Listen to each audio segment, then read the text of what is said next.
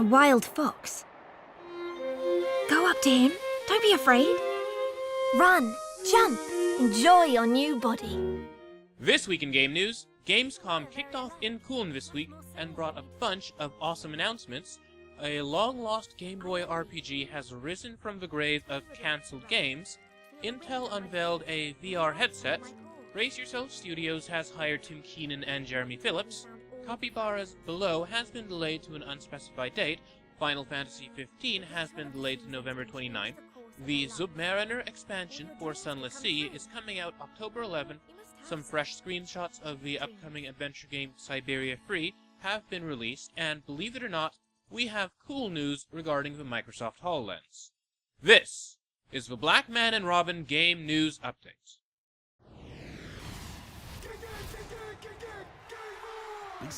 First off, regarding Gamescom, it's pretty much the European equivalent of E3, but it's a bit more open to the general public. Much like PAX, there are a bunch of neat games shown off, stuff gets announced. It's generally a good time for anybody attending. It takes place once a year in Kulm, Germany.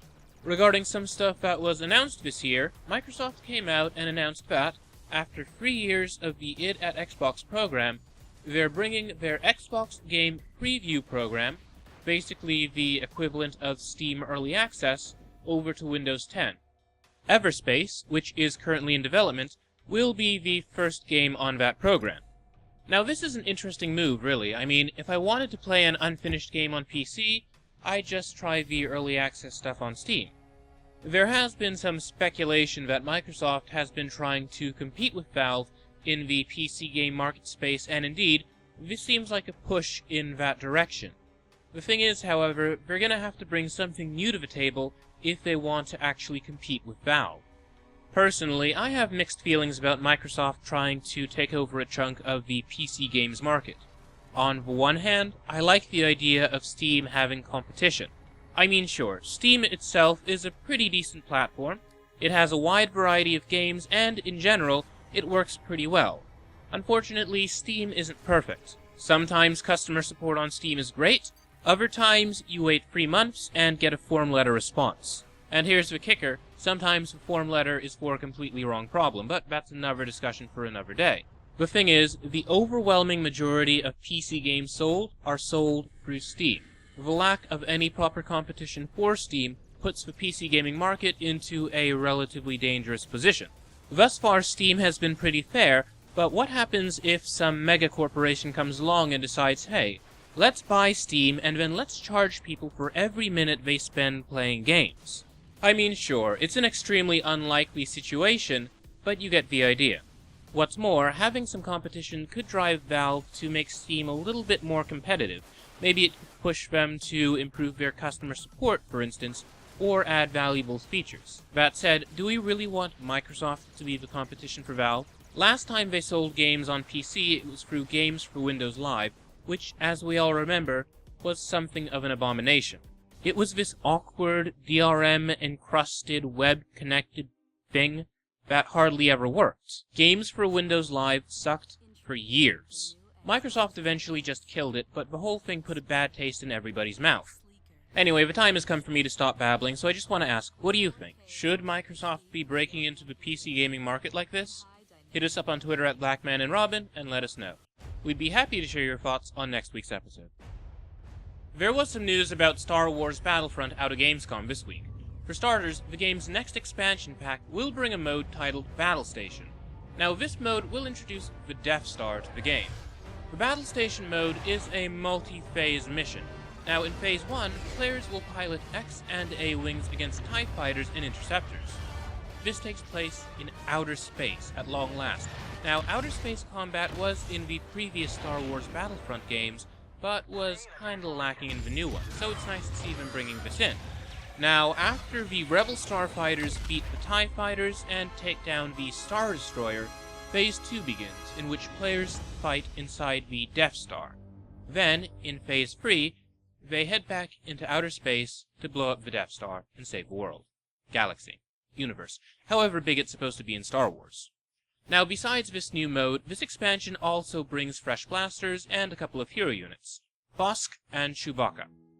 The expansion is set to be released in September. If you're a fan of Overwatch, good news. The Eichenwald map was announced during Gamescom. Set to be released for free in September, this map is set in Stuttgart, Germany, quite fittingly, and it features the Eichenwald Castle in the middle of an abandoned village. It looks pretty cool. Some changes were announced for Season 2 of competitive mode in Overwatch as well this week. Sudden death is being removed, and for the sake of player morale, the ranking system is being put on a new scale. Now in Season 1, the scale ran from 1 to 100. Trouble is, if you are rank 60, even though that's a really good rank, a lot of players familiar with the way that things are graded in most school systems are used to 60% being a bad grade, when in reality, being rank 60 in Overwatch means that you're in the top 6% of players. Now, the ranking system will go from 1 to 5,000. This also makes it a little easier to see where exactly your skill level is. Game director Jeff Kaplan detailed the full changes in a video on the official Overwatch YouTube channel. That's not the only Overwatch news we got this week, however, as we also received an awesome new cinematic for the character Bastion. Now, Bastion is a character in Overwatch a lot of folks hate, and understandably so. Bastion, you see, is a little robot who does a whole lot of damage. After this latest cinematic, however, people seem to hate Bastion a whole lot less. I'm not going to spoil it for you, but I will say that if you enjoyed WALL-E, this is definitely going to be up your alley. It's a surprisingly emotional short film. Honestly, Blizzard could just retire from making games at this point and make cool short movies with Overwatch characters. I would watch them all. City building game Cities Skylines was also at Gamescom, along with the announcement of natural disasters, which are coming to the game in an upcoming expansion. According to publisher Paradox, Natural Disasters features a catalog of catastrophes to challenge Mayor players everywhere, including planning with early warning systems and emergency routes, devastating and destructive disaster effects, and caring for the populace as they struggle to rebuild. What's more, this upcoming expansion will update Cities Skylines with a brand new scenario editor and gameplay mode. You can design your apocalypse and share it with other players through the Steam Workshop. Speaking as a fan of Cities Skylines, I've been pretty happy with how well Paradox has been keeping the game updated, not only with paid DLC, but also with free content. If you're looking for a new city building game and you've not yet tried Skylines, I really recommend trying it out. It fills the hole in my heart that was left behind by the new SimCity, which I never played, so there's not really a hole there, but there's a hole in the hearts of a lot of city building game fans, so please, check it out. Welcome to the International 2016. Some interesting Dota 2 news happened last week, right around the time last week's episode was airing. The International 2016. I'll be honest, while I enjoy playing Dota 2, I'm not at all into the esports side of the game. That said, what happened at the International, the big annual tournament, was pretty awesome. In the Grand Finals, Team Wings went up against Team Digital Chaos, and ultimately, Wings beat Digital Chaos 3-1. The Chinese team took home $9.1 million. The thing about the International is that it has a tremendous prize pool from players dropping in money in exchange for tickets to the match, tickets to watch online from the comfort of their own homes, and for special items that they can use in Dota 2. Hence why there's so much money in the International. That's not the only Dota 2 news that came out of the International 6, however, as Valve also announced a new character for the game, Monkey King. Now, Monkey King is based on the character Sun Wukong from the classic novel Journey to the West. You can expect to see him in the game sometime soon. This week, the character of Underlord will be released in Dota 2. He didn't get a fancy trailer, however. Now, this Underlord is actually based on the character Pitlord, who was in the original Dota. That said, his name had to be changed to avoid causing conflicts with intellectual property, since the original Dota was a Warcraft mod, and yada yada Blizzard, you know the deal.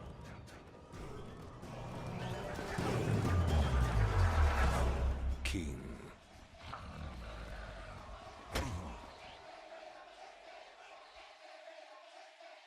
If you've been watching our show for a while, you'll know that from time to time, we talk about emulation.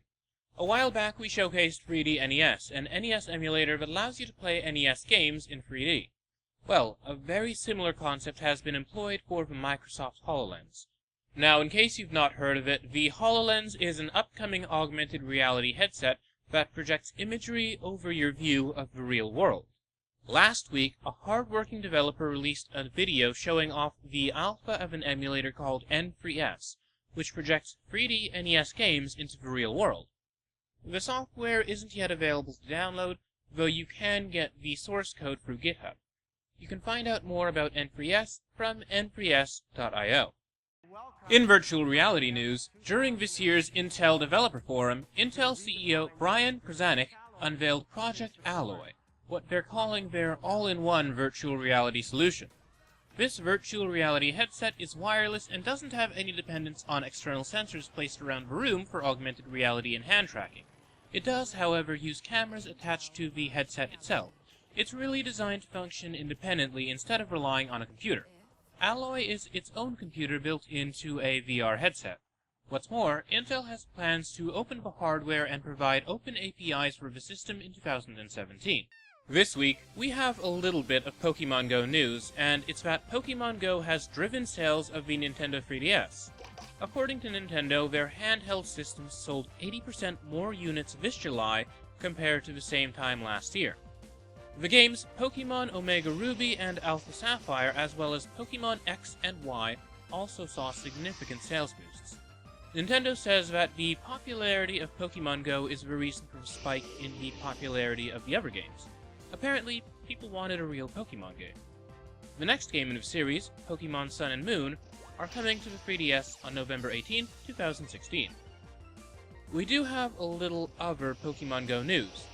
Specifically that Niantic has begun banning cheaters. GPS spoofers, specifically. Now, GPS spoofers are people who feed the game false GPS data in order to catch Pokemon in locations where they aren't actually. GPS spoofing has caused a lot of trouble for legitimate players of the game. When Pokemon Go launched in South America a few weeks back, spoofers, mostly from China, had taken over gyms with high-level Pokemon, making it way too hard for folks to play the game with their brand new and notably underpowered creatures. It's a step in the right direction, as Niantic has come under fire recently for seeming kind of uncommunicative and unresponsive while removing key features of the game that were broken. Hopefully they continue taking steps to improve the game and fix their relationship with the fanbase. Personally, I'm really hoping the tracking system gets fixed. I live in the middle of nowhere, and yesterday, I almost caught a Ninetales, if I could have figured out where it was. It was like playing Marco Polo after spending a day at the firing range without ear protection. There's no way of telling where exactly what you're looking for is. In game releases this week, we have something truly special. A Game Boy Color title, Infinity. Announced long ago, the game was shown off at E3 in 2001. In case you've not heard of Infinity because there's a chance you weren't even alive back then, the game is a fantasy RPG that was supposed to be released on the Game Boy Color. Now, unfortunately, the developer failed to find a publisher in time, and by the time the game was partially finished, the Game Boy Color wasn't really a viable platform anymore. There were some plans to bring the game to the Game Boy Advance, but the project was ultimately scrapped. This week, Affinix released Infinity free, at least what consists of it thus far. The game's incomplete right now, but it is in a playable state. In a Reddit AMA, the developers expressed some interest in one day seeing the game finished. Besides just releasing the unfinished game, however, they've also released its source code, so if you'd like to try your hand at working on Infinity, you can.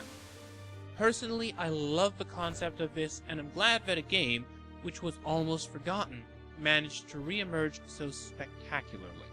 Hopefully it does get finished one day.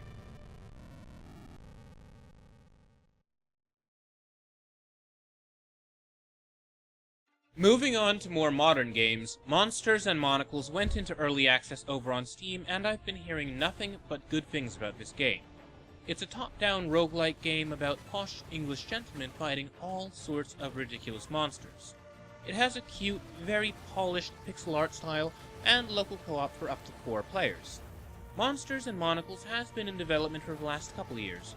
The developers have put a lot of work into it already, and it really shows. so even though it's an early access title, it's in good shape. Monsters and Monocles is currently available for Mac, Windows, and Linux.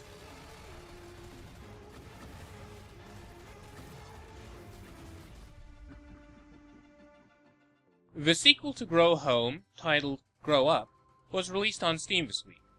Unveiled at E3 this year, Grow Up is a game in which you play as a robot named Bud, whose purpose in life is to grow alien plants way out into the sky and collect cool stuff.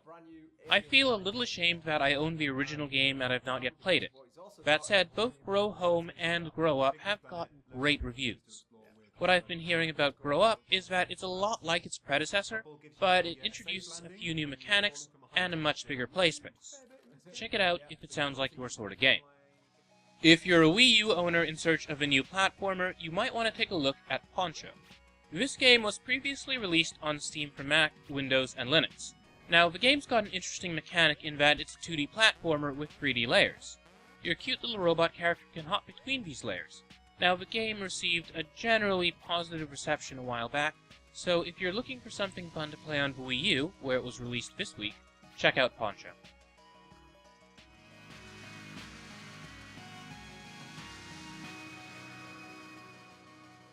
And now for a brief word from our sponsor. Wow, somebody finally did it. And fishermen around the world say this lure will change fishing forever. Tie a line to it, you throw it in the water, you pull it, and it catches fish. It's almost like they have to eat it. That doesn't look like a fake bait. The Mighty Bite that's something. Imagine a lure that will make fish bite hard, hold on, and refuse to let go until you hook them and reel them in. Say hello to Mighty Bite. And nothing catches a fish's attention better than a wounded baitfish. And that's exactly how Mighty Bite looks, sounds, smells, tastes, and feels. That's why fish cats say no to Mighty Bite. It's better than live bait. And get the Mighty Bite fishing system now. Hey, Mighty Bite Hand 5. Woo! Oh yeah! In today's special TV-only offer, you get the original 5-cents fishing lure system, the Mighty Bite. You get 8 pre-rigged, ready-to-fish Mighty Bite lures in proven multiple sizes, shapes, and natural colors. So you're locked and loaded to catch everything from panfish to giant bass to trophy-sized saltwater game fish. In crowdfunding news this week, a game called Vulpine has hit Kickstarter and it looks quite fascinating. It's an open-world survival game about animals with weapons. They are, as one might say, armed to the teeth. I'll let the game's developers explain it from here. Vulpine features multiplayer of up to 32 players. However, you can still play solo, or even form a pack with your friends to take down larger groups of enemies. In the early stages of Vulpine, your goal is to survive against both hunger and the wild. You'll have to scavenge for food such as beetles, fruits, or vegetables. When you're out in the wilderness, you'll need to build yourself a shelter. To build one, you'll need to mark your territory using a paintbrush. Marking will claim a plot of land that only you and your pack can build upon. Once you've built a home, you can store items, craft, and cook in it. Magic soup. Once you've settled in and upgraded your equipment, you're ready to take on monsters. Monsters are huge enemies that offer a different style of battle compared to other enemies. These fights will require quick reflexes and observational skills to take down the monsters. Defeating a boss will give you special rewards and loot to use in the game. Another feature we'd like to talk about are dens. Dens are a safe house that players can use to store equipment and other resources. They are a separate area away from the world that the player can warp to when they want to store their most valuable items. They will travel with you from server to server, allowing you to carry over your most prized equipment. We plan for these to be customizable so that every player can create their own unique den. There are 3 types of animals in Vulpine: small, medium, and large. They all play differently with their own pros and cons. For the initial release of Vulpine, we plan to have 2 animals for each type. We hate when Kickstarter projects go into complete radio silence after being funded. That's why we're promising video or text updates every month. Thank you for your continued support. We're excited to work together with you to make Vulpine a reality. If you have any questions, leave them in the comments section below and we'll get back to you.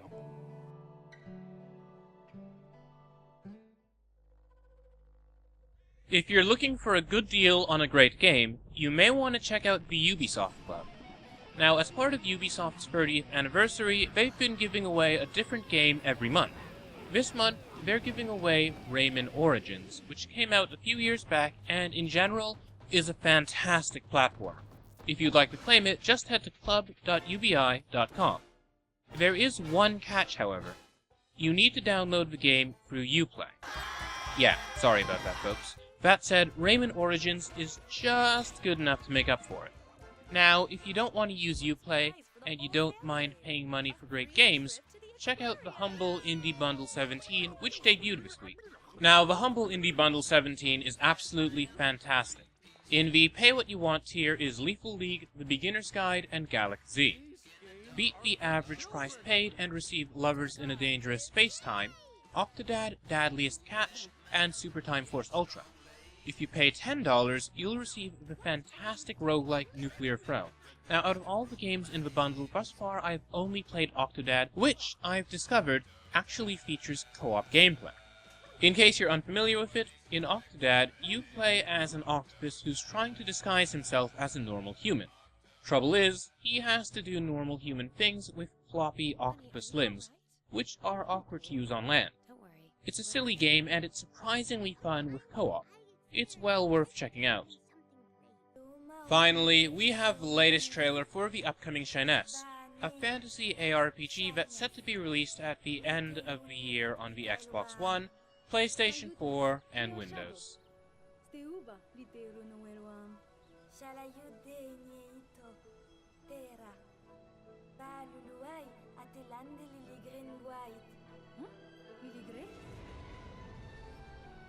Fadoniali, Montara, Muluaj Imun, Pilucho Elowan Nayuba.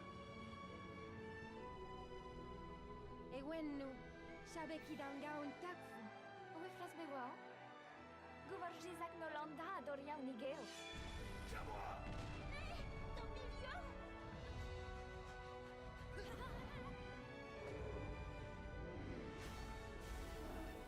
Yilidikwe Ngumi. Nyombe Akshu. Pochimate wale. Yurora Bijewa. Queradoria.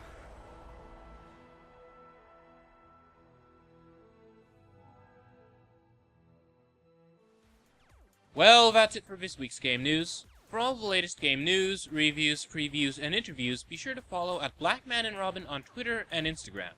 Follow me at Jordan_Cameron for my own views.